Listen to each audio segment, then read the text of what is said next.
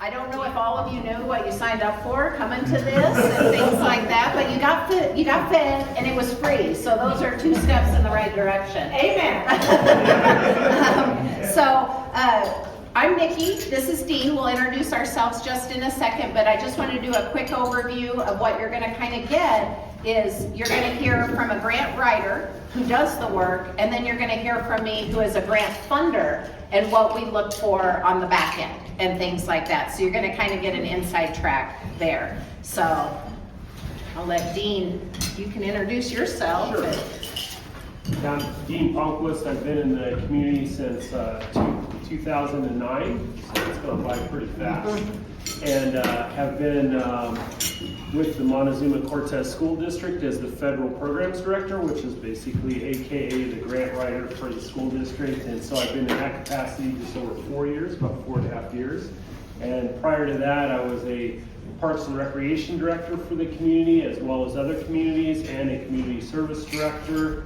And that span of time was over 30 years, so that goes by really fast. And then I was a executive director of an arts council out in the Eastern Plains, and I was in that capacity probably for over 5 years. And we had to develop a 501c3 and all that fun stuff you got to do with the federal government. So it's not always an easy task, but and also too, I think this is an important aspect is any chance you get to be a grant reviewer, that is huge on knowing how better you can write your own grants because you learn from others. So I was a grant reviewer for Great Outdoors Colorado, which does the lottery funds and funds parks and rec projects throughout the state. And I was also a grant reviewer for the State Arts Council. And so we would review projects from all over the state with pertaining to that. And I know some faces here, some are definitely new. I'm Nikki Crowley. I am with the Lore Foundation, which is a private family foundation doing grant funding here in Cortez. I have been with them for, it was actually 5 years on Sunday. So it was when we opened the office. Prior, I've got about 25 years worth of nonprofit experience. I worked for many hospitals, our nonprofit organizations. I worked for the hospital in Flagstaff. I also worked for the University of Denver, which is a nonprofit organization. And then when we moved here in 2006, I ran the Tri-City Soccer League. I worked for Onward, which is our local community foundation. I was the deputy director there prior to coming to Lore. And I split my time there with the Child Advocacy Center. So kind of a wide variety of things and stuff like that. So I know this is a little bit small. I do have some presentations that I will pass out so people can take notes and look. But I will say, if I give them to you, you can't look ahead. You must promise. Yes, because there's going to be some quizzes and you got to share thoughts, so you can't look at the answers on the next slide. So I'm going to let Dean take off and I'll hand these out. So with grants, it'd be nice if you could present and just give you the money and you're good, but it doesn't work like that. You have to usually do a grant, write a grant and a proposal. So it's essential wherever your organization seeks external funding to achieve specific goals, a well-written grant proposal serves as your project's blueprint and your pitch for why it deserves financial support. It really is twofold. It really gets you organized too, and if you go out like for funding or fundraising too, it can carry multiple purposes, not just externally as well. Do I just go to the right click? Yes. So there are several different types of funders, and we can talk a little bit about each. There's government agencies, which can be, your local government up through your state and your federal. And I've actually had the privilege to get state and federal funds. Federal funds obviously aren't very easy to get, and you kind of got to be a very certain level to write those, because you're writing basically almost a thesis or quite the book on that one. So private funding organizations, and that can get into like Lore, would you be? Yes, we're private funding. Yes. So, and then you have philanthropic organizations, and that might be organizations that get money, like a lot of your probably state state foundations, they've been given money to then give out to others. And it's sometimes because a corporation has been bought out or that type of thing, or just they acquired a lot of wealth and now the family says, hey, we want to start a foundation to give our money away. So, and then you have large giving donors. So that's another aspect as well, as if people want to gift, like celebrities and all the sports figures, that type of thing. And while that one you might not have grant applications for, talking to large donors like that, having done grant applications, you're going to be able to talk more efficiently about what you're trying to do and things like that as you're looking for what we call like legacy type donors, people who are going to make a long-term impact on your organization. So I'm going to make this interactive, and so one of the first things I want to kind of ask is there's 6 different things that with why you write grants. One is launching a new initiative. Another one, you're expanding existing programs that you just want to broaden that outreach and fulfilling a funder-specific opportunity.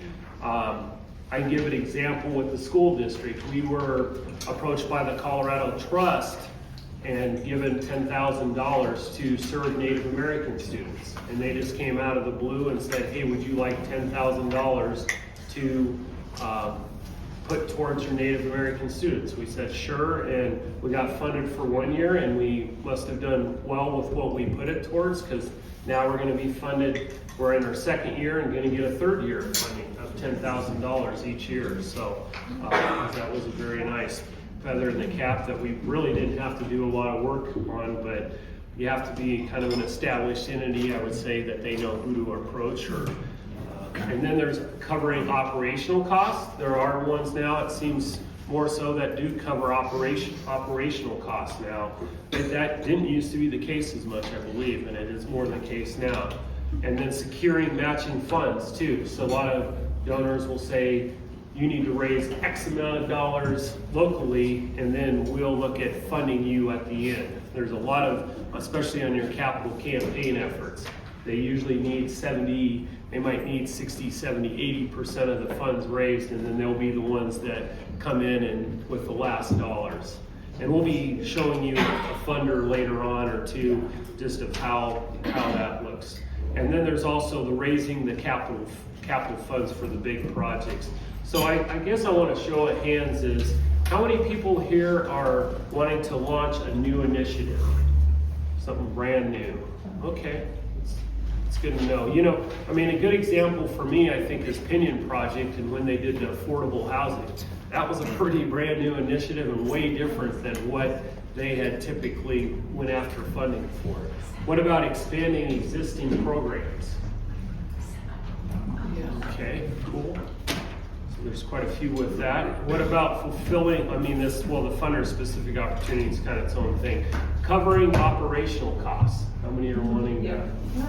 Okay. General ops, it's a tough one sometimes. Everything is general ops. And securing matching funds, that's kind of its own. What about raising capital funds? And that might kind of be with a new initiative too, depending on if it's program or capital. Those are raising the capital funds. We can both guarantee that's your long term. You better be in it for the long haul on that one, because it takes a lot of years with that. Then we're going to kind of break down what's the base things in a grant, and every grant's a little different on its format. Wish they would be all totally the same. Luckily for Colorado, the Colorado foundations, they kind of do follow about the same formatting, I would say. Common grant? Common grants. The common grant, that's what it's called. But for me on the school district, it's completely a different world, and in Great Outdoors Colorado, that's different as well from what the foundations do. But so anyway, the first thing is having an objective. Clearly state the purpose of your project and how it aligns with the funder's goals.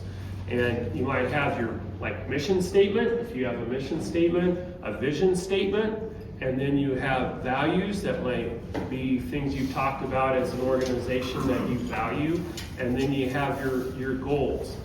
And it's kind of interesting, we were talking at the breakfast meeting, and I think some grants just have objectives, and other ones may have goals, and some of them may have both goals and objectives. So sometimes there's this overlap on what a goal and objective is. But bottom line, they're wanting to make, I'll say with objectives for sure, more action oriented.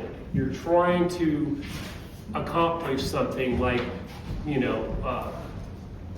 like for example, for the school district, we were trying to accomplish a better attendance rate. So we're trying to go from maybe like 88% attendance at school to 92%. So you want to definitely make these goals where they're measurable, like what are you trying to go to, or from, and then to. And that's important to keep in mind when you're writing a grant. The funders want to see what is your impact of that. So hopefully I'm not stealing your. No, you're good. You're good. Yeah, step on my toe. So anyway, that's the first thing. The next one is the problem statement. Define the problem statement or issue your project addresses backed by data and evidence. So I can give another example with the school district. We have one grant that we got for because we have such a chronic absenteeism rate, and it's like 39%, and that's quite a bit for our school district. And so you definitely want to define, well, what's the problem? Why is there this chronic absenteeism? So you want to definitely give that, and then what's the data behind it? If it's 39%, what was it 2 years ago? You're trying to build this story of, either it's getting worse or it's got maybe a little better because of something, and that's why you want to continue what you're doing. So you definitely want to give those, percentages and that type of thing to build your case.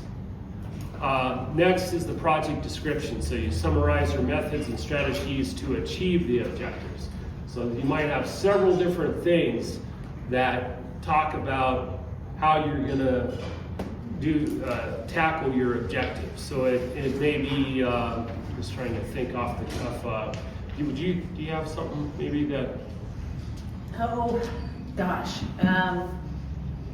So a lot of times, well, let's see, can I use you as an example, Julie? You're good. So the farmer's market and this is the way I looked at it as a funder, is looking to reach more people than just their vendors and the people who normally shop at a farmer's market.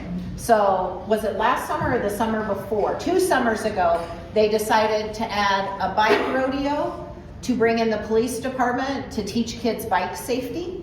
So the objective was probably to get more people at the at the farmer's market, but by adding something that had some other goals and objectives, getting kids there, keeping our kids safe, that brought moms and dads out who, guess what, shopped at the farmer's market. They also did for Safety Month, which is October, had the fire department come in, gave out smoke detectors, just really 2 parts of our community also trying to build relationships. Sometimes the police department can be a little scary depending on where you come from and things like that. So also creating positive relationships between these 2 entities. So it was something kind of thinking outside the box that would help them, their objective of getting more people into the farmer's market to support their farmers even better. Is that true? Would you? Sweet, okay. Nice. Good. Okay, one of the ones I get into is the budget. So it's, detail how much money you need and how you will allocate the resources, and also demonstrate your project will be sustainable in the long run. And so first, you definitely want to be clear. This is what we're going to fund, and then we're asking you to fund this. And it's very important to decipher what their money is going towards, because you have this thing called allowable and not allowable, and so you want to be clear what you're putting your money towards. And then the other piece, like I want to bring up, is sustainability. It's on every grant right now. Is how will you continue this grant after it's done? And I can give you an example, like our school health professional grant, which is coming to an end. And we had it first, I think the first year they had it prior to me being there, it was 100%. Now we have it at 90% that the school, that the grant is picking up. And then this next year is going to be at 80%. So you'll see some of these grants start weaning you off of their funding because they want to see that you're going to someday pick that up for yourself. So you have to then build out a program. How are we going to fund this, or how are we going to sustain sometimes it's building a system or a process that you're just continuing things on. So that's maybe not as complicated, I would say, as or buying a thing that you're going to maintain. Can you afford to maintain the thing? Yeah. So very important these days. And then the executive's summary is provide a concise overview that makes a compelling first impression on the reviewers. And I just want to say that you never know which grant you're going to have to, some of them you're going to give a lot of facts and figures, and you're going to catch people, you're going to capture them by what that is.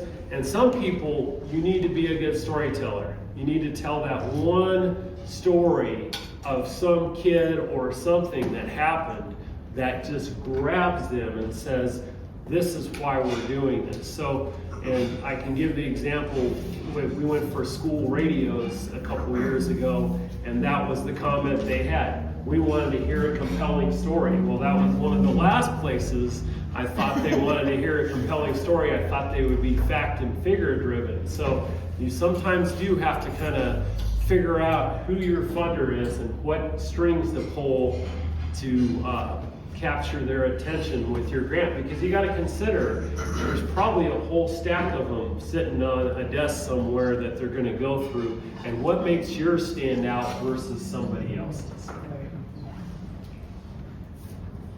And then the other thing is the cover letter. That's usually the first thing you do, is to set the tone by introducing your project and its relevance to the funder's mission.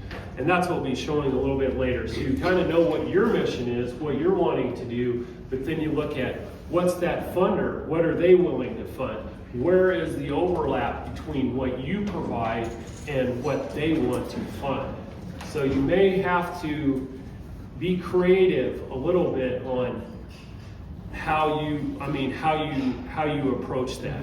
I mean, you always want to be transparent and honest, but there is a way of, sometimes you do have to craft things to make it mesh together. But you also got to see too if they're the right fit for you. Sometimes they may not be the right fit for you, and because you might have different values or whatever it may be. So you have to really study that out. Is that who I want to be partnering with for this foreseeable future? They might have requirements. If you are funded, you have to do these certain things and stuff like that. One of the requirements that we have as a funder is we want like a social media shout out, because what that helps us with, like Monty, for example, it shows his network, the people who trust Monty, it shows, hey, he was able to work with this organization. Can they bring ideas and things like that? So it really helps us with our networking. That's why we look at it. But there are sometimes grant funders who are like, oh, you got to put our name on this. You got to do this here. You got to. So do know when you're getting into those kind of things what you are also signing up for, to make sure that's a fit. I can. Yeah, please do. Okay, all right. I'll add it for a kid. Yeah, jump in too. So this, I thought it would be helpful just to kind of give some bullet points on finding success with your application. So, really sharing that potential impact. As a grant funder, I'm looking at, are you looking beyond like your everyday work? What could this funding help grow the impact that you're doing? Make sure that that problem that Dean talked about is clearly defined, and your project is going to help solve that problem. We joke internally at LORE, like we fund a lot of food insecurity things. Sadly, I don't know that we're ever gonna solve food insecurity. We're never gonna solve housing. I'm looking at Randy, but like we are trying to find the things, and this is how I kind of describe it, to chip away at those big boulders in our community. So yes, your project, your idea might not solve engagement, trying to connect with people who are suffering from domestic violence situations. Well, and I can say this because we're in a church. We live in a sin-ridden world. We're not going to solve domestic violence, which is really, really sad, but how can we help and make a difference and create impact there? Demonstrate your scale and reach. Maybe you're serving this many people right now, but if we could get this funding, we could serve 50 more people in our community. We could have alcohol connection and meetings. Right now we can only do this because we can only feed this many people, and it takes money to feed people. But if we had $300 a month for the next year, how many more people could we bring in to receive support? And then articulate the long-term change that you're working towards. And we'll talk about it in a minute, because I've got some good examples and some bad examples. That's where you can't look ahead in the paperwork. Articulate your long-term change, and not in the, well, we're hopeful this is gonna happen.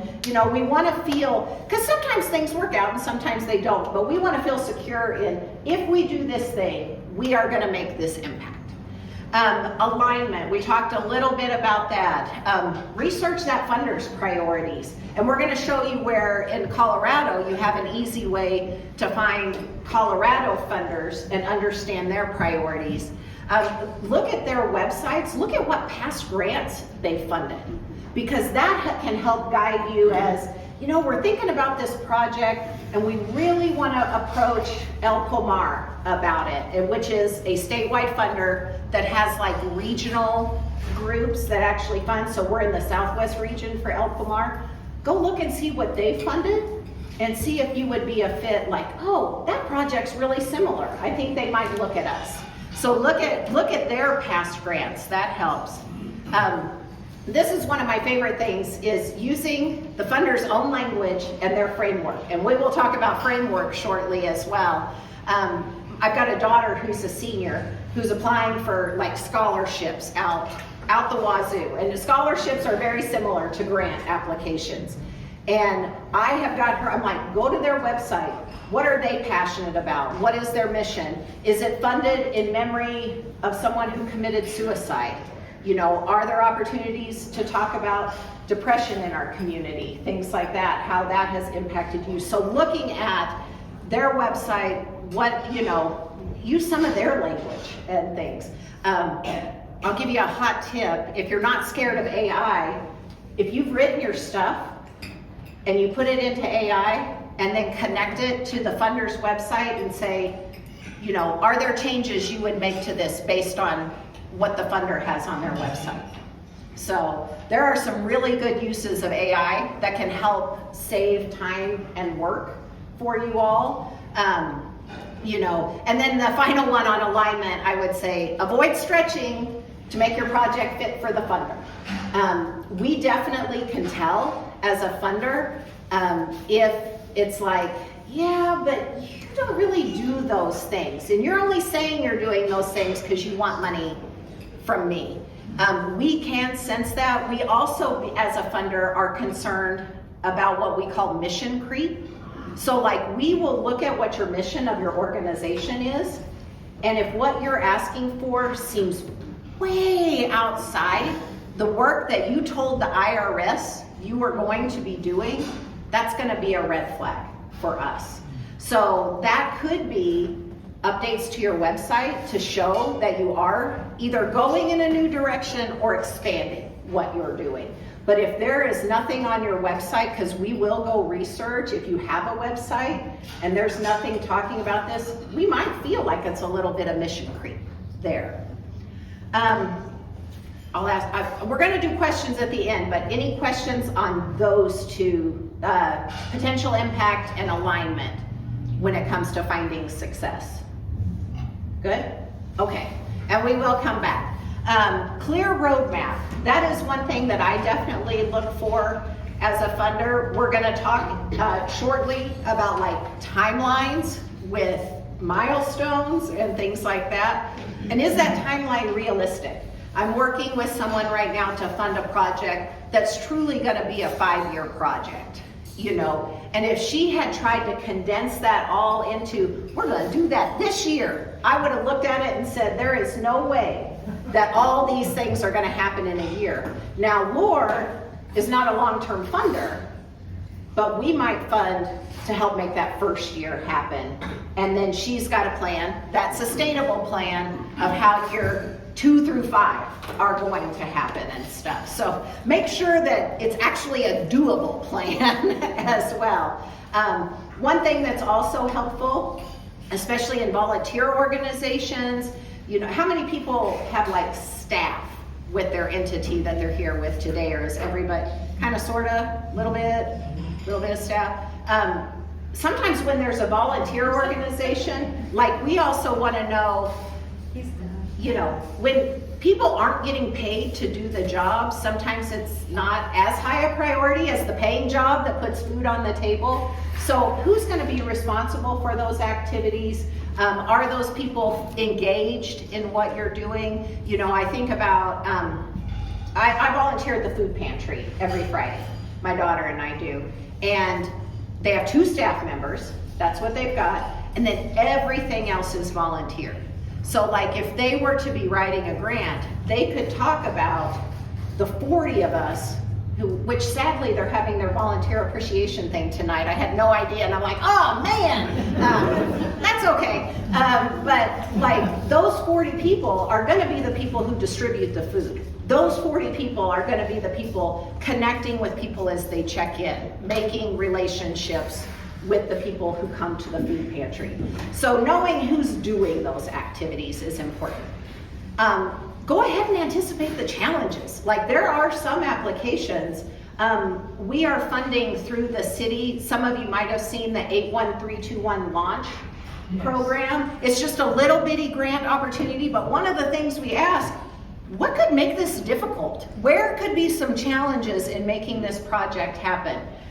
Jody Jarling at Zoo Gallery wanted to put, have you all seen the little art box that's outside Zoo Gallery? So that was a lore funded thing, but one of the concerns Jody had was like, if we put this box out here, people might vandalize it. Somebody might show up and, because it's like the free little libraries, but it's art. People might show up and one person might take all the art, and then there's nothing left for everybody else. So she made plans of, how is she going to deal with graffiti? How is she going to deal if somebody came through and broke the plastic that you look through to look at the art, things like that. So she went ahead and got ahead of the questions that I would probably have, but what if? But what if? So be thinking about how you can problem solve what might come forward. And then anymore, most funders want to see collaboration. Don't work in a silo. Like right here, I mean, this just coming together here, the relationships that are being built, things like that, collaboration is an amazing thing. Name who you're working with. I'm looking at funding something, it just went into review today. We're halfway through the process, but it's one of our animal serving organizations. And they're talking with doing some programs that partner with hospice and partner with the senior center and things like that. So when they spoke with me, they were very specific about who their community partners were going to be. And we know as a funder, if you're working together with people, that money's actually gonna go farther in community. You're gonna impact more people than just the people you're connected with. And this is my favorite one, demonstrate that partnerships are active and not just symbolic and stuff. Like there are times we'll get, well, you know what, we're partnering with the Yukon Ute Tribe. And then I'll go to the website and I'll be like, I'm not seeing that anywhere at all and stuff. So make sure those relationships are genuine and active, things like that. And then of course that collaboration, you're gonna be able to show how that's gonna strengthen what you're doing and add credibility to what you're doing. Because like for the Lore Foundation, we want to know that you're not the only one who thinks this is a problem. It helps that as the community officer, as the grant manager, whatever title that might be at another foundation, it helps that I'm here, so I see these problems. I talk to people on a daily basis, but most of these funders are elsewhere. They're not connected. So, you know, by connecting with collaboration, you can show, hey, my organization's not the only one that is seeing this as a problem. Yeah, we for the city, we worked with, like with our outdoor swimming pool. That was an example of a grant that we got that we worked, showed that the swim team benefits and then lap swimmers, and usually you'll want to get letters from various people that have used that facility or are willing to contribute. So like swim teams, I think they contributed, even if it's a token amount, sometimes $500 or $1,000, it doesn't have to be a big amount. It's just that they were willing to make the investment to the other, to that project, and showing the value that project has to the community.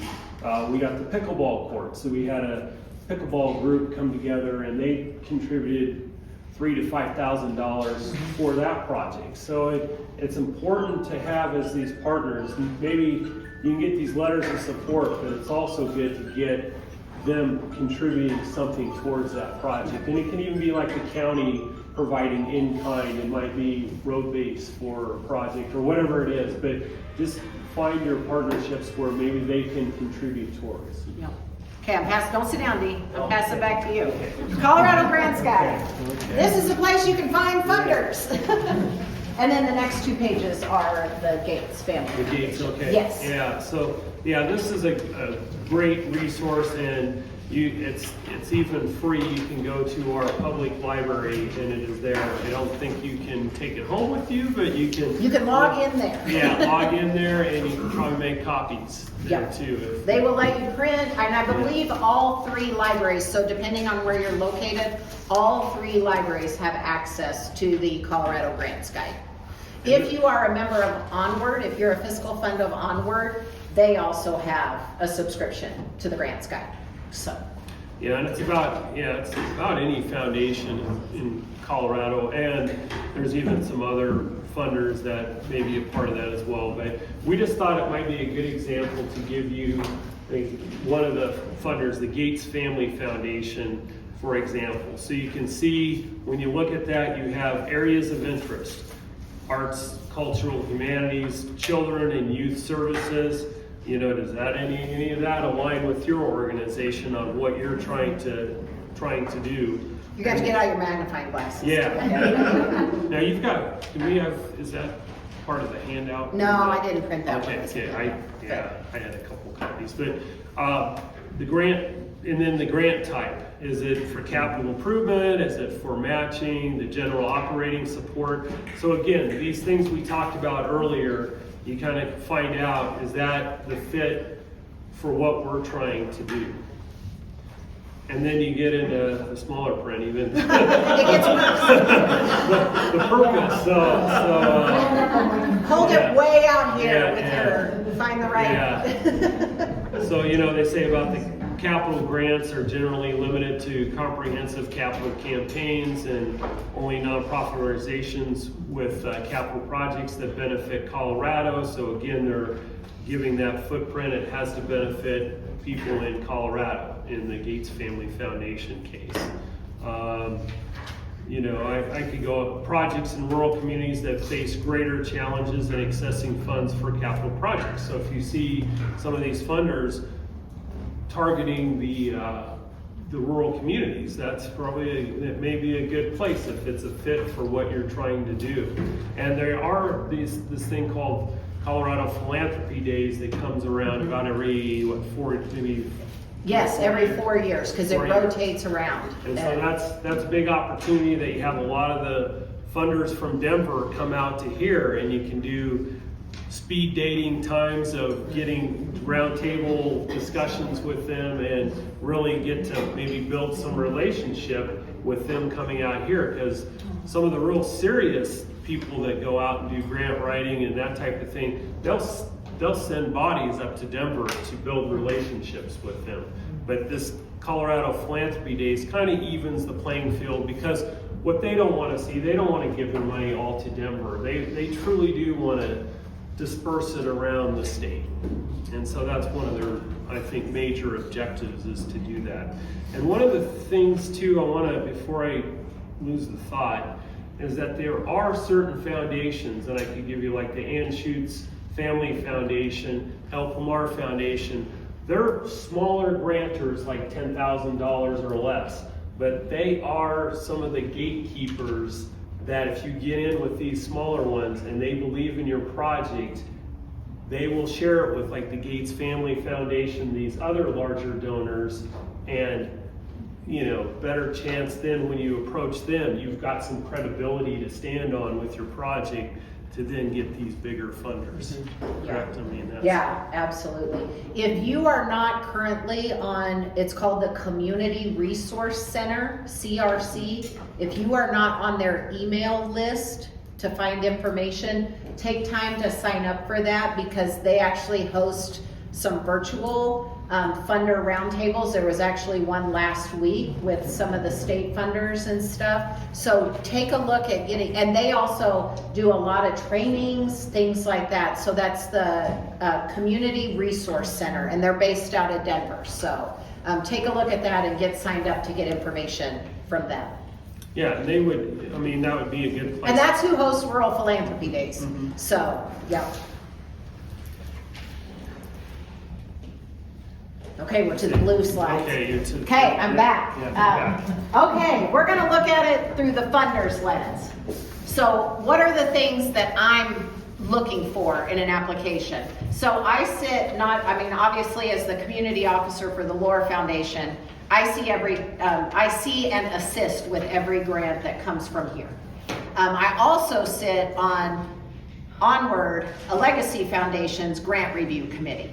So since I used to work for them, I told him I didn't want to leave that part. I really enjoy reading the grants there. And I also thought it was a fit because Onward will get 60 to 80 grant applications, and they do fund a lot of them, but it's really nice as a funder to sit at the table and say, I think Laura will fund that. If you'll give that to us, we'll take it. And that just expands the money that Onward has available and stuff. So one of the first things that I'm looking for is, did you follow the directions of the application? You would not believe, I asked Vanessa Malloy, who is now the programs manager at Onward, I said, what is your biggest pet peeve when it comes to the Onward grant? And she said her biggest pet peeve is the first thing they ask is, how much are you asking for? Onward funds up to $5,000. And the ask is for 10. That, the grant review committee it is gone. Like, if we're gonna tell you how much we're gonna fund, and we're not gonna trust our dollars with you. Because like, if we're gonna tell you this is how much you can get, and you're gonna say, well, but it actually really takes this, then we probably are a little concerned about whether our dollars are safe at that organization. So, did you follow the directions? Did you answer the questions fully? That's another thing. I'll go back to the scholarship example for my daughter. Tell us a story of when you struggled and tell us your goals for the future. And there are a lot of, I'm gonna tell you that story when I struggled, but I forgot that second half of what my goals are. So did you answer the questions fully? And we can all go back to our days like in English comp, sophomore year probably, restate the question as a sentence and then answer it. Go back to those things that we learned way back when and stuff. Some of them it's not as far back when, but it feels way back when. So make sure you're answering the questions fully, because if we're asking for it, you just look so young.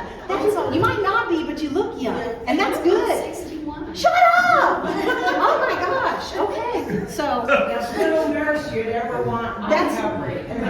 but good for you. No. He is not a cradle robber. Okay. You're just so youthful. Did you get that on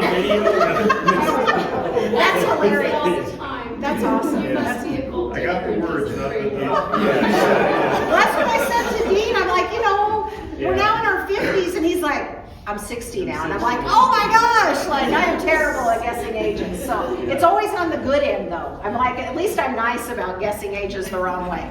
So, are all supporting documents legible and in a good format?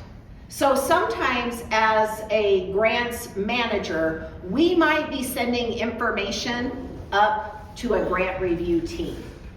If you send me a screenshot of your budget, or not even a screenshot, you printed your budget, and then you took a picture of it on the table, and you sent me the JPEG of that. That's not a good format. Yeah. And that sounds like a ridiculous thing to say. It happens. It does. So, you know, just like my slides before where you have to get out the micro, I was even gonna say a microscope, like it was that small, you know. Not too far off. Yeah, not too far off. So I will save this as a bigger PDF, and I don't know if it'd be easiest to get it to Terry Lynn or who's gonna take on the email list, but you will get, It'll be me. Terry you will will get a readable copy of this. I'm marketing only. So, but it is true, we will get stuff in wonky formats. There's some kind of word format that's called like ODT, which is like an open source, like when you don't want to pay for Word, and not everybody can open that. You would be surprised how many funders, sometimes we're working from our phones, and so we need to be able to open any kind of format, things like that. So sticking with PDFs is a great thing, stuff. So it seems like a silly thing to write down, but it really is true. If examples are given, did you follow the formatting? We're going to talk about that here in a second. And is the budget realistic, detailed, and aligned with the project description? So sometimes I will get budgets that are like $500 for incidentals. That doesn't help me out at all. I don't know. And as a general ops funder, that is way too big for me, way too big. And that's gonna make it difficult. And luckily for the Lore Foundation, we're gonna go back and have a conversation and we're gonna fix it because we are very relationship based. When that goes to other funders, nope, it just goes into the no pile. So be specific about what you're purchasing. Some funders are gonna wanna see your whole operational budget. Some funders don't care. They just care about the project. They're gonna fund right then and there. So that will depend on funding. Okay, so now we're gonna get into some examples.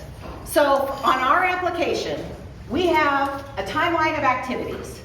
And on the application, we say, list the activities and timeline necessary to deliver the solution. For example, and I write, this is all here, like in the directions. And then I get back this. About a month ago, I got back this in 8 paragraphs. It was long and cumbersome. What's wrong with this compared to what I just showed you? Where are some challenges here? They haven't determined prices for one. They haven't determined any funding or any monies. Yep. There's no clear timeline. No clear timeline at all. When the There's time not is right. I stages, love that there's not- phrase right There's there. not stages. Yeah, what did you say, Pastor? When the time is right. I like that phrase right Yeah, there. and maybe host an event. I don't know. We might do it. Like, we'll see. But it's going to make a real difference in community. That's how we're going to wrap that up. So some of our red flags, the missteps that they made, they wrote it in a paragraph instead of a bulleted numbered list, which we asked for, because it makes it easier when you've got to report back that you did these activities. If you've got to dig through a paragraph or 8 paragraphs to find what those activities are, you know, it's going to be hard to say, yep, we did those things. But if it's activity 1, yep, we did that. We bought those bike helmets. Yep, we brought the fire department in. Yep, we did these things. For that one, there was no specific time frames given. When the time's right. All too vague. No numbered activities, that goes back kind of to that listing. which helps us know that the plan is logical and stuff. Do those activities make sense? There was a lot of conditional language.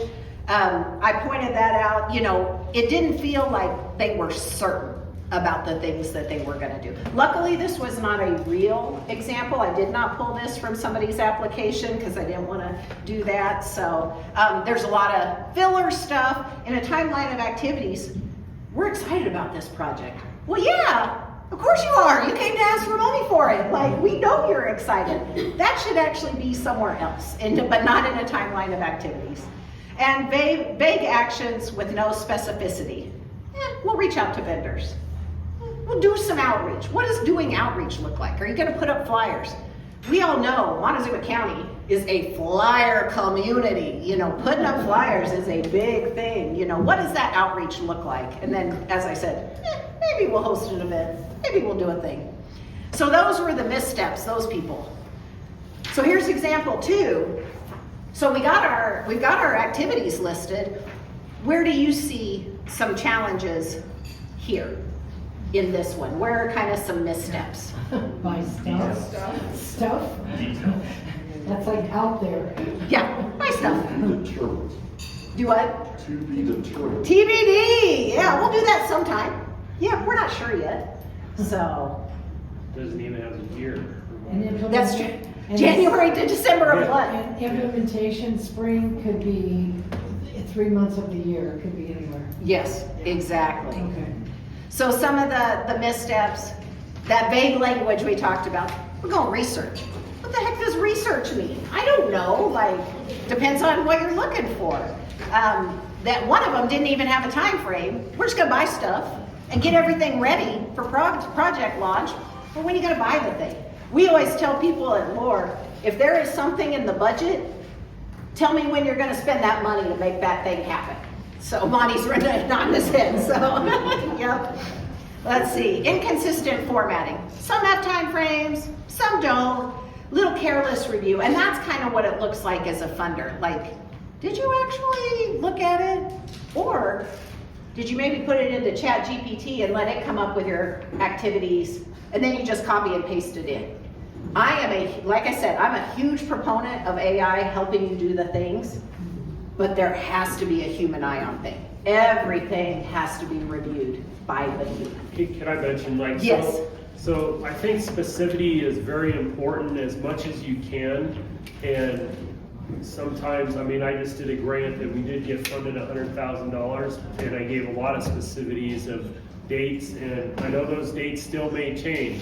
And we know that as funders. And I want you to know too that, especially if you're new, there's always revisions that you can make to the funder to make changes, as long as you're staying with the main intent of what that grant is to accomplish. So, you know, it may change a month here or there, but you're at least trying to put out there in a pretty specified time frame. This is when this is going to happen. This is when that's going to happen, on down the line.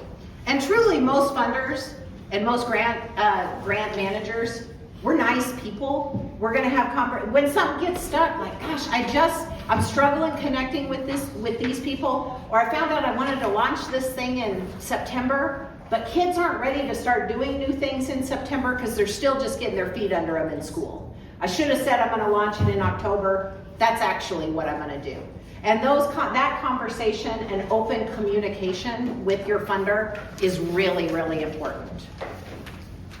Okay, we're going to use any questions about those 2 examples and anything there? Okay, I'm going to use the Onward grant application as an example here. So this is a question from the grant application. State your goals and objectives, which we knew we were going to get to this today, for this grant and how it addresses the need.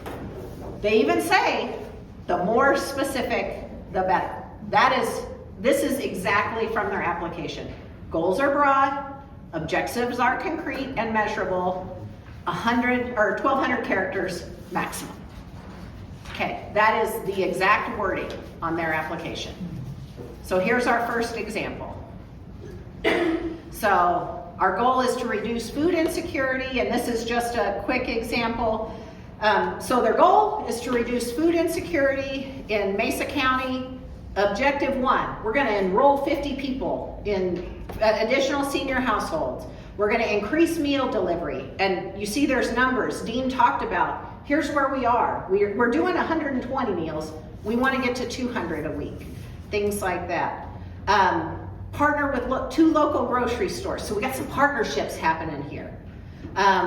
Objectives, things like that. And this grant, and then they finish it by saying, this grant will allow us to close that gap with structured, measurable, and a community-supported approach. So would you say this is a good answer? This is a bad answer? Could it use some work? Things like that. What do people think on this one? I would bullet it. Yep. That's what I would say. Make it easier to read for the grant review. Can it go line by line? Objective 1, and do that paragraph.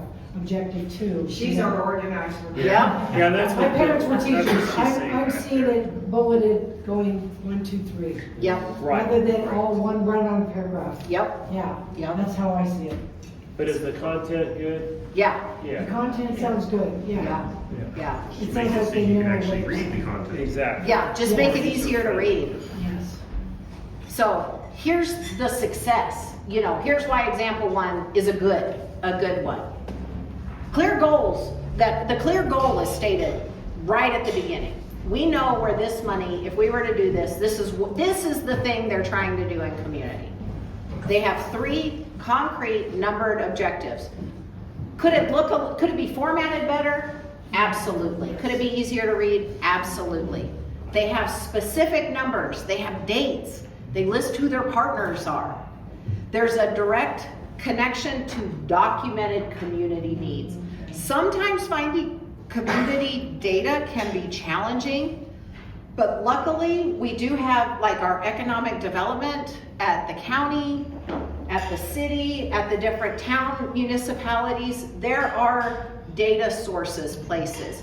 And if you are looking to do a grant that you want city data, county data, state data to back up what you're doing, reach out to me. I can help you find that data. Yeah, and most stuff. of the entities established in the grant community, in the grant world, they'll have their little boiler template of Yeah. 1 paragraph about our area.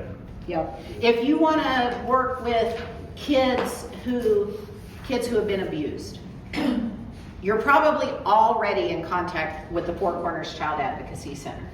And they are going to have great data on how many kids are being supported by the Advocacy Center, and probably also an estimate of how many kids were missing. That was one of the things when I worked there that just hurt my heart. Like my last year there, we served 495 kids. Wow. You know, that's like a kid and a half a day who is in some sort of physical, sexual neglect, some sort of abuse. But if 10% of the population is in that, statistics say 10% of the population is actually abused, we really had like 900 more kids we should be seeing. And that is a scary statistic and stuff. But if you're working, if you have that collaboration, if you're working with partners, if your church is trying to do a food pantry and you want to fill in the gap because Good Sam's is closed on Monday, so we want to give out food on Mondays so people can come get food that day, talking with the food pantry, how many people are you serving? How many people come in a normal 2-hour rotation? Things like that. So you can gather data from other nonprofits and stuff. If you are if you're a smaller organization, part of a larger, reach out to your larger, like for example, our own church body. If we want demographics, our larger church body can provide demographic surveys and all this that I would never be able to do on my own, but they pay for a subscription, Yep, So, yeah. exactly.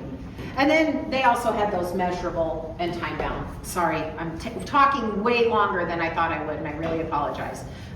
Okay, here's example 2. Our goal is to help the community and make things better for everyone who lives here. We want to improve lives and create positive change through this important project. We will work hard to meet our objectives and make sure the grant money is used wisely. I don't need to read the whole thing, but obviously we can see where things went wrong here. Yeah. So there's no actual goals. There's no objectives stated. There's no number, no dates, no measurable outcomes. There's vague language. Help the community. Make things better. Does not address the need at all. And it's funny, like, we have seen these kinds of things at Onward. When I ran, there was funding from the state for food pantries to get locally grown, locally raised things. It was called the Colorado Proud Food Pantry Grant. And I actually had one group apply, and they were actually on the Eastern Plains, and we asked what their mission statement was, and honest to God, their mission statement was, help people. And I'm like, help people with what? What are we helping people with? So specificity is a really, really good thing. So one of the other concerns is that second to the last one, this funding, because they were so vague, it could apply to any project at any organization anywhere because nothing was specific in it. And it was really brief. We gave you 1,200 characters, and they probably took a third of those. You're not going to tell a compelling story if you give me 3 sentences. And I'm saying, I really kind of want 500 words. I want to be able to feel and understand that. So when funders actually put some parameters around how much, try to be kind of close to that, because we figure we know how much information we need to really evaluate this, and it's going to be about that much information. But if you only give me 250 words, I'm probably not going to have a good sense of what's going on. Okay, now we'll get to final reports. So I'll tell you my other AI story. So I made the presentation today, got it all ready, and then I put it into, I use Claude AI. Claude, he's my buddy. I always say, you know, I speak French to him when we talk, things like that.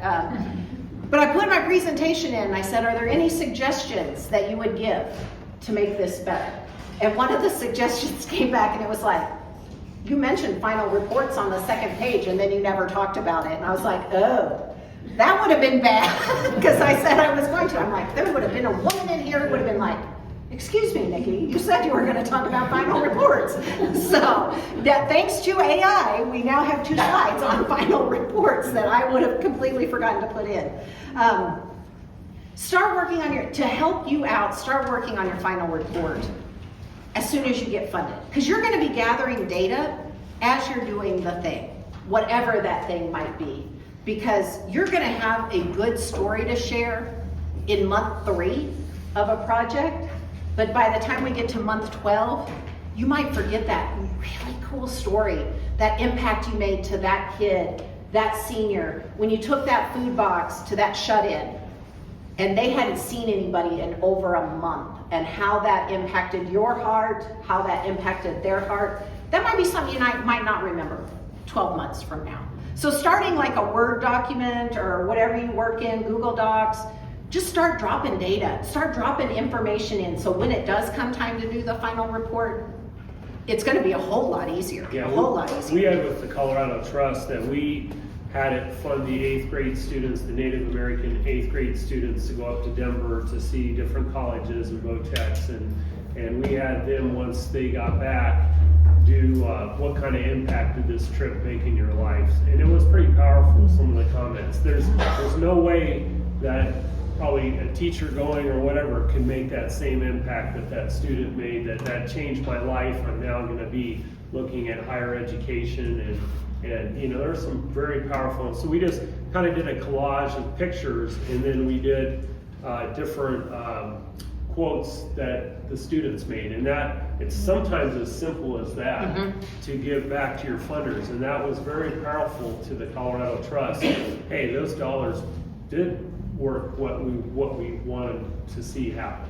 And I'm lucky as a funder here, I get to see the impact, but most of these funders are elsewhere. They're in Denver, they're a regional thing out of, Grand Junction or Phoenix or something like that. I get to see the work that our dollars do in the community. So being able to see and hear those stories is really, really important, because I'll tell you, sometimes as a funder, I can get kind of, I don't want to say bitter, that's not, like, sometimes I can get kind of down because it just is like, oh my gosh, there are just so many problems. How do we get ahead on this?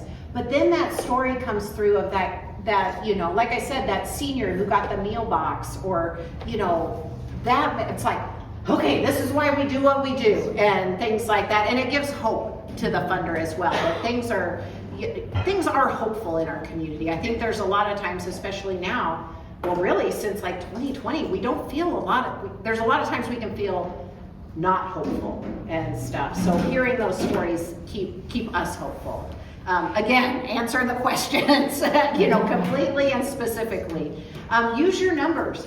As a funder, we're not gonna be, if you set a goal of reaching 50 people, but you only got to 47, for us, that's still success. That is 47 more people who got food boxes, or whatever that looks like. Don't fudge your numbers, be honest about them, because you're probably gonna apply to that funder again. And if those numbers don't line up, we're gonna, wait a minute. So make sure, use those numbers. And as Dean said, include photos, include testimonials, any kind of supporting documents, things like that.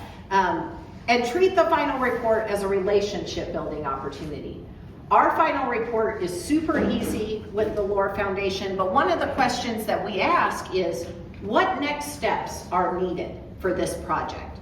And I'll use this as an example. So Madison House, our assisted living facility, is actually a 501c3. They are not privately owned. They are a nonprofit.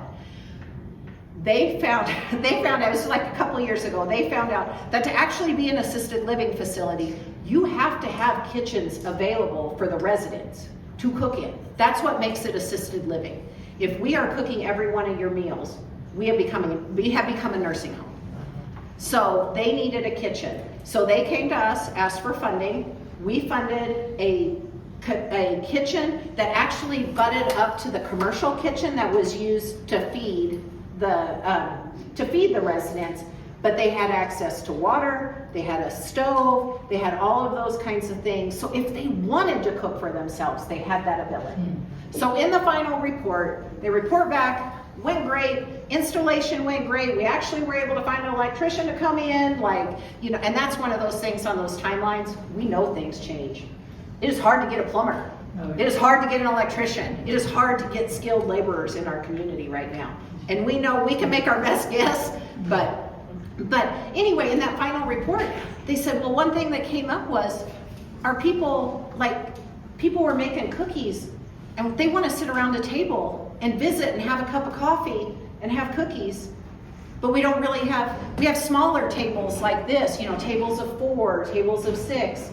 So I emailed them and I said, you guys want to buy a table of 10 with chairs so people can sit around and communicate and be together? And they're like, we would absolutely love that. So what started as about a $14,000 grant to put in this kitchen, we added another $6,000 after the fact because they talked about it in the final report. I saw that and said, I want to buy that for them and stuff. And so it created another opportunity for them. So it is a relationship building opportunity. Okay, we got to the end. And I only went over by 10, we only went over by 10 minutes what our plan was. So that's pretty good. We're not paying for it. So, but now I want to open it up to any questions to Dean and I. You will see Lore Funds in Cortez. You will see on your tables, there's some idea cards. If your organization, we fund new projects, new programs. I always say Lore likes to buy the thing, like things like that. If you have ideas, please feel free to leave one of those for me with contact information. And then I also have some Lore goodies because Yeah, feel free to grab on your way out. I think I've got enough of the canvas bags for everybody who's here and stuff, so, but there's just kind of all sorts of swag and goodies, so. I also made some copies Yes. from the Maryland philanthropy group, and they had a nice breakdown, and I made several, like 15 copies of talking about cover letters and some of the specifics we talked about, and they break it down further than what an hour presentation Yes. could do. So, And you do get to you're go more than home welcome. with a one-page takeaway of, this is your quick reference guide with, kind of your checklist of you're about to send it. Did I do these things? Different tips and tricks. And then also down here is where to find funders and stuff. So some different places there. So I've got these for everybody. But this too. is your time right now. If you have questions, go ahead. Yeah, is there a place where we can find out I'll just the get the local digitals. donors, the local grants where we can apply for local stuff? Because I just found 12-hour. In the immediate area, do you know on that? She was asking, is there a place that had about the local funders that are specific to? There are not. And that's what's hard is sometimes it is word of mouth, it is the relationships, things like that. So do you want to share about the 12 hours of Mesa Verde? One that you just got, Julie? So she's already been funded, so. Yeah, I've already been funded for I'm passionate about bike helmets. I drive around Cortez and I see kids without bike helmets. She kind of touched on it, but I've got my 2 seconds here. If you can get a kid to meet a police officer for the first time where they're having a positive experience, think about the next time that kid is going to meet that first responder. It's going to be on their worst day of their life. And so the bike helmets are really a good way to have them set up and have that good response first time, because the next time it's not, and they're going to be fearful and stuff like that. But if they have this good response, this good initial meeting, then they're not going to be quite so afraid the next time. But we have a lot of community, and this is the hard thing, that's why I was asking them, a lot of community organizations that actually do donate. Finding them is a hard thing. And I found 12-hour bike race, and they fund a lot of things for kids, specifically kids. And they just funded my bike helmets, so. Osprey is a good community partner who funds things.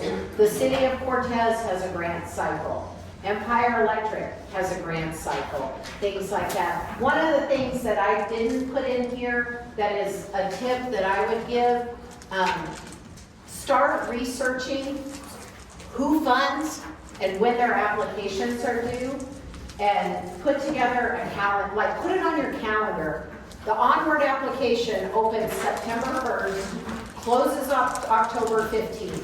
Put that on your calendar so you know this is when I need to apply for that. And I will tell you, do not wait till October 15th to do it, because I can guarantee the website's gonna crash. There are just those technology challenges. I sit on one of the scholarship committees for Onward as well, and there's 2 steps to their application. And if those kids apply April 1st for the scholarship and they didn't do the first step, their application's out. If you apply early, there is an opportunity for a grants manager to be in contact with you to help you if there's anything missing, if there's a file that won't open. But if you apply the day it's due, they're not going to be able to do those things. So keep that. But putting together a grants calendar is a really, really good idea, because that helps make things not urgent. Kinder Morgan is another one. Oh, Kinder Morgan, so. Yeah, and they funded when I was with the city, they funded the gazebo that's next to the rec center, that's next to the community gardens. Oh, nice. And so you just never know totally where that Yeah. fit is. And Yeah. I do have a question. Are these grants, when do you apply? Are they handwritten? Are they typed? Generally anymore, it's an application online. Okay, so it's all done? All done, yep. Correct. Yep. Okay, okay. My dad did grants, and he did them, and he got chairs and tables. Yeah. And kitchen equipment and all kinds of stuff for all the chairs. Yeah. Yes. Yeah, so most of them are through websites now is how you apply. If you do ever apply for federal grants, just, and I'll say this because we are also in a church, start with prayer. Pray while you're going through it. Pray when you submit it. Federal grants are so difficult, so difficult. Yeah, and the only federal grant I went after, and was successful, and it was like a $500,000 grant. It was, I worked with somebody from the state that was an expert in that area, so sometimes you gotta reach out to somebody get that. else that. Phone a friend.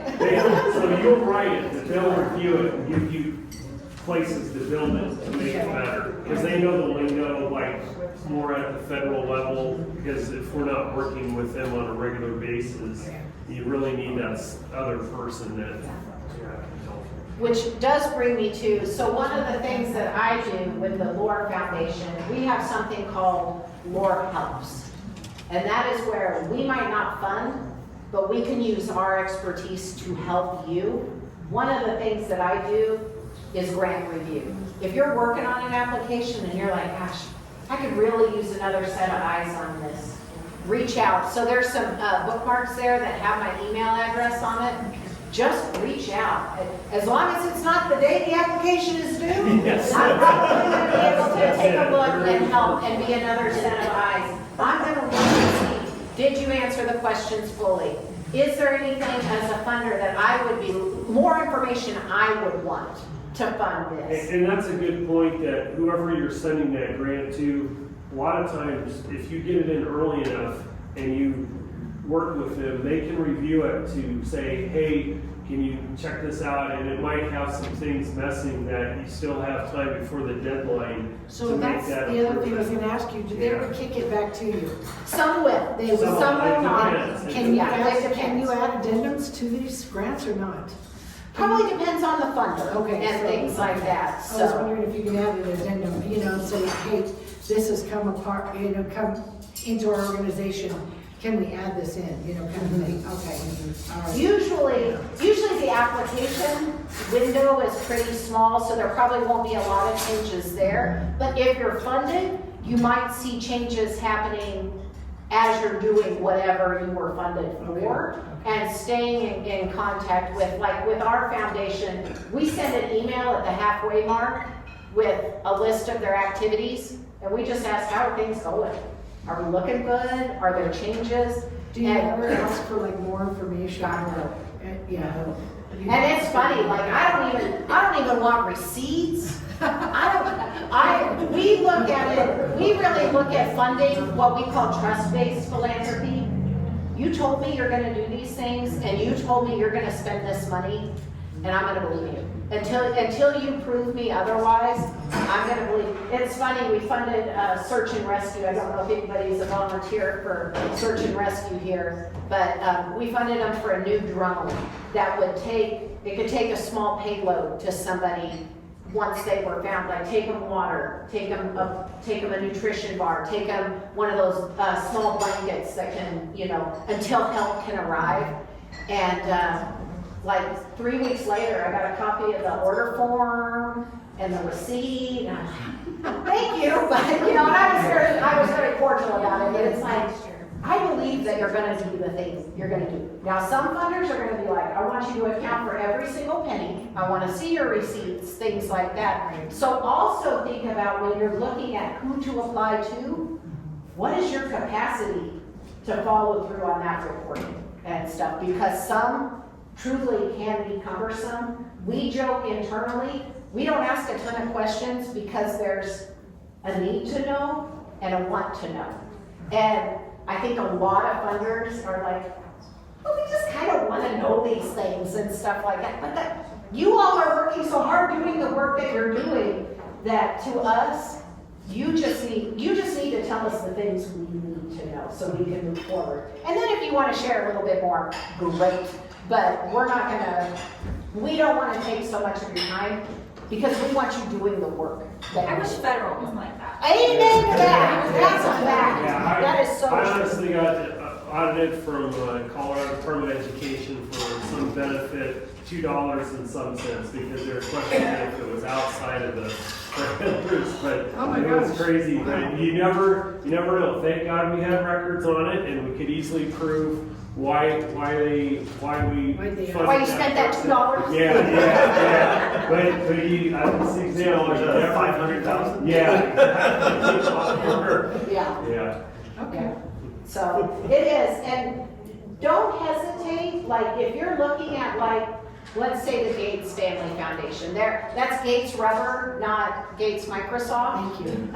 That they are located in Denver. That's where Gates Rubber was started and stuff. So they are a huge funder in Colorado. And I will tell you the truth, they love our community.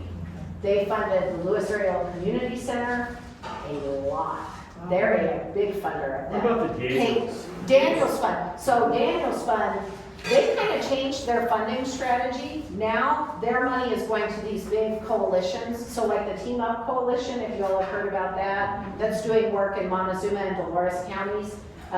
They're giving big chunks of money to organizations that are working with lots of nonprofits and things. So sometimes things change like that, but like Gates Family Foundation has a regional person who wants to build relationships with people here. Don't hesitate to look on the website, see who our local person is, see who the Western Slope person is, or the Southwest region, and reach out to Do them. they give specifics of what they fund? They do. Okay. Yeah. Yeah, but like, for example, you can get the Colorado Trust, they give out in initiatives. So they'll give out for something maybe for like 3-4 years, and then they'll change to a new initiative. Okay. And so, like, So who so might that, have that funded one window you may not fit, but another window 3 or 4 years later may be a You perfect might be fit. in that. Yeah. particular- Yeah, Got so- it, okay, Yeah.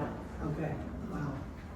So, any other questions? Has anybody want to share some successes? Anybody want to share some challenges that you've seen? Things like that? Who all's brand new to grant writing? Maybe I should ask that. Yeah, that's a good question. Okay, yeah, so, And it is tough. it is. It's tough and you gotta be specific.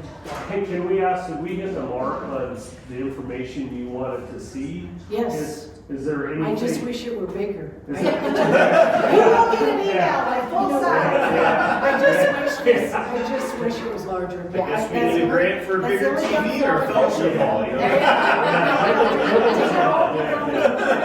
And on my printer and blow it up. I'm There you sorry. go. Well, I do have one more thing to share. So Onward is doing a training in May, kind of the next step of this, how to take your data that you might have, your people you're serving, and tell a story with it. So if you want to kind of take a next step in how to bolster your grant applications, I've got some flyers here for everybody. It's a free training. I think they're gonna feed you.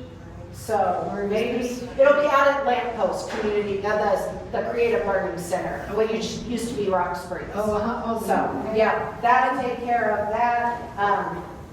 But yeah, they're gonna help you, let's see, create an impactful one-pager infographic, Nice. which would be really nice. Sometimes funders ask for like a letter of intent to fund. You can't apply until you've actually connected with someone at the organization. So they're gonna help you create something that you could send to introduce yourself and your organization to a funder.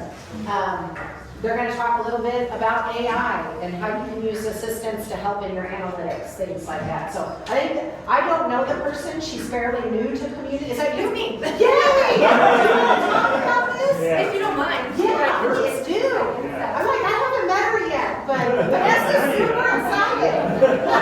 Vanessa and I work together on a couple of things with Montezuma Leadership Network. And so I used to work in corporate doing data analytics. And I got laid off in June, and I've been trying to figure out how my life changes. And so one of the things I was talking with Vanessa about was trying to help people figure out how to use data to tell your story. Because we have to be specific, we need to have numbers, but where do we get those and what do we look at? So I wrote down a whole lot of great examples from what you were talking about today. And we're gonna spend some time in May brainstorming what those specific data points might be that you need to look for your projects that you're interested in. We will spend a little time talking about math. It's gonna be fun though. I have games, I have, it's gonna be great. So the first couple hours we're talking just about, what are some of the different statistics we would want to look at, what are important metrics for nonprofits and for the projects that you're looking for. It's a 3-hour block, so the first 2 hours are that content, but I do promise it's all interactive. But then the last hour is kind of an opportunity for you to start to write up. Like, I love what you said about the final report. I used to do reporting. That's what I did all the time. I hate it when people would wait until the day before it was due and ask for it. But really what you want to be doing is from the very start, what does your final report look like? You may not have the specifics that go into it, but what are the things that you're going to want to fill in as time goes on so you can make sure you collect those stories, you pull those pictures, you get the attendance number event in month 1 so that you can show how that worked out throughout. So we're going to be kind of spending that last hour doing a little bit of a structured activity where you can start to build that template of that final report and get a sense of the things that you need to collect. But it'll be for you. So each person will be kind of working on their own, we'll be helping each other, and I'll be there to give some suggestions and feedback as well. I'd love to see everybody. I don't think we have food though. Oh, okay, dang. My name is Bethany Jorgens. Maybe Laura needs to fund it and put some food towards it. We should collaborate. Yeah, we should. Awesome. Jay, I'm so glad you were here to talk about it. And I'm glad Vanessa got me flyers too, so people can take it with them. So. Thank you. Yay. And I'm glad I didn't say anything. You guys can go to this thing. You were positive about it. So, Thank you. no, when we talk about values and things like that, like one of my big values is optimism. And I think that's one of the things I love about being a funder is because the work that you all are doing, the work that other people in our community are doing, it's because they see a need and they want to make a difference. And to me, that's amazing. It really is. And if you're looking for ideas, like, gosh, I really want to do a thing, but I don't know what to do, WAR is in now, actually, as of Monday, we're in 8 communities in 5 states. But on our website, there are over 1,200 ideas to improve your community. And it's not like taking an idea from Lander, Wyoming and plugging it in right here. It's like, oh, well, Lander did this thing, but in my community, it would look like this and stuff. So sometimes we're like, gosh, I don't even know where to start. I really want to help, feral cats and stuff. Well, you can go on the Lore website, you will probably see about 8 different ideas of how to deal with feral cats and stuff. So there's a lot of good idea generators because we all know there are challenges here, and sometimes it's hard to know where to even start. It really can be. Yeah, that's where I think a lot of people get lost is, Yeah. how to begin? How to begin? Where to put it all together? Yeah. And like I said, my email is really small on there. It is also on the one-pager that you got, and there's some bookmarks with my email on it. Feel free to reach out if you have further questions. If you want to learn more about what and how WAR funds, please reach out. We didn't have time to do that today. Just know we have 2 seniors this year. One graduated from college and one graduated from high school. So the next 6 weeks for me are a loss. So I joked with my boss, I said, it's not going to work the month of May, I'll see you in June. So I will be working, I will be checking email. but I'm really kind of hard to connect with right now because we only get so much time with our kids, and I'm not gonna miss a second. So that's my other value is time, and time is super important to me, and that's time with people, time with friends, time with professionals, things like that, and my kids are gonna get my time. But I will be returning Take emails. your phone number off of all the bathroom stalls. Yes, exactly. Okay, I'll get the marker out. Awesome. Any other final questions? Because we got 1 minute left, and then we'll be happy to wrap up on time tonight. Thanks so much for coming, everybody. This was great. Thank you, Dean. Thank you, Nikki, for agreeing to do this. And then thank you to the ladies for putting it all together. And thank you for showing up. Yeah. My goodness, this was We didn't excellent. know it was the right people. I don't know. Make sure everyone is signed in. We like to track y'all more than the government does.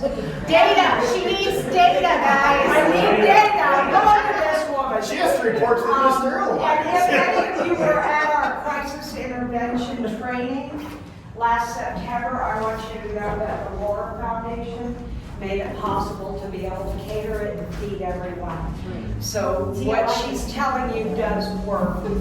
Also, we have containers of leftovers that you're welcome to grab on your way out. Thank you, Carrie.